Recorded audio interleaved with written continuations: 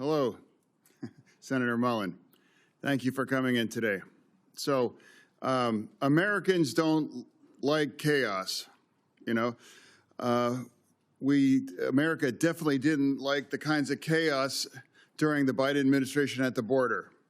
You know, as a Democrat, I was alarmed that there were up to 300,000 encounters at our border once a month. And that puts that in perspective. That's the size of Pittsburgh showing up at our border. And that's not sustainable, and that's not manageable, and it's making it possible for us to assimilate. And now if you care about immigration, as I deeply do, you can't possibly provide the American dream for people when the size of Pittsburgh showing up at our border once a month. That need to be brought under control. And that happened. I signed up that as a Democrat. The second part is rounding up all of the criminals and deport them. You know, I can't imagine why we can't agree with that as well, too. That's another thing that I signed up. One name that often doesn't come from my side is Laken Riley.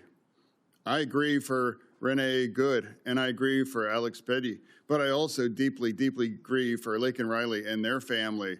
And now all three were failures of our government there in that circumstances. And as I was proud to be the co-sponsor of the Laken Riley bill, because we have to address that. Two things must be true here. We need to have a secure border, and we have to round up and deport every single criminal in our nation. I can't imagine why that's critical or controversial for anybody, you know. So I'm trying to find a way forward. And now you and I have had conversations on this, and that's your commitment to focus on those things. I believe that's effective, accurate, correct? Yes, sir. Yeah. And now another thing. I know there's a lot of hard personal feelings here, and absolutely, it's terrible what's happened, and political violence. I mean, it's rampant. So now, but also, President O'Brien's here not for round two. He's here because he fully supports your amendment. Correct. Yeah, round three. Okay. Yeah. So it's about letting it go and moving on. And I've done that too. When I was in the hospital and things were touch and go, you know, I know there were unkind things said about me, but I can just say that it's better to just let it all go and to find a way forward. That's the time that we're in right now in our country on that. Now, people might describe you in those kinds of moments, but I'm going to describe you. We got a chance to get to know better when we joined a CODEL to Turks and Caicos, correct? Yes, sir.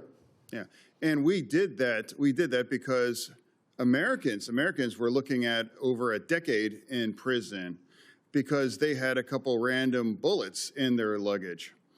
And those Americans ran the gamut of a black grandmother from Florida, I believe, and Pennsylvania, that live in Western Pennsylvania, that I did, and I was able to welcome him at the airport when he returned there.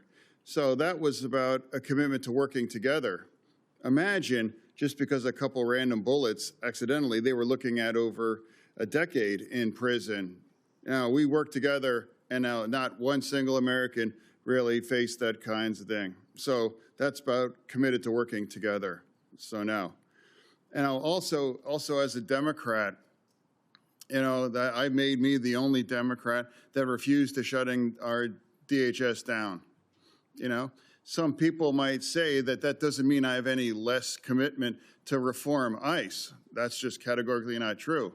But it's a strange devotion. I don't understand why you would shut the entire agency down just because you want those kind of reforms on ICE that has absolutely no impact on ICE and doesn't force any of those things. I refuse to do that, and I refuse to punish those union members that are working. And now especially parts of that, it's true. It's like the cybersecurity agency is part of DHS? Yes, sir. Yeah, and that's currently on the shutdown. And now two of the top agents of cyber attacks come from Iran and China. They must be elated to know that that part is all shut down, because that's part of this shutdown that does not bring any reform to ICE. That I want any less than other Democrats, here. The difference is I refuse to punish and make our nation less secure part of that. So for me, I came here and I committed to come here with an open mind, and I'm going to continue to do that. And it's not going to be about gotcha moments. For me, it's about just saying, my experience with you has been consistent kindness and professionalism. The first time I met, it was you and your wife behind you when I was here at the orientation here in the Senate. And even before you got the call for the big job, we were even discussing about getting together and having dinner as family. So that's an ongoing relationship, because that's also part of the fact here in this town. You got to get along and find a way to work together. And now we have to come at it and just let things go in the past for that. Finding a way forward, that's my responsibility to represent Pennsylvania. And for you, I just want to thank you for showing up. And now I'm going to engage, and I'm going to remain with an open mind throughout all this, as I made to my friend here.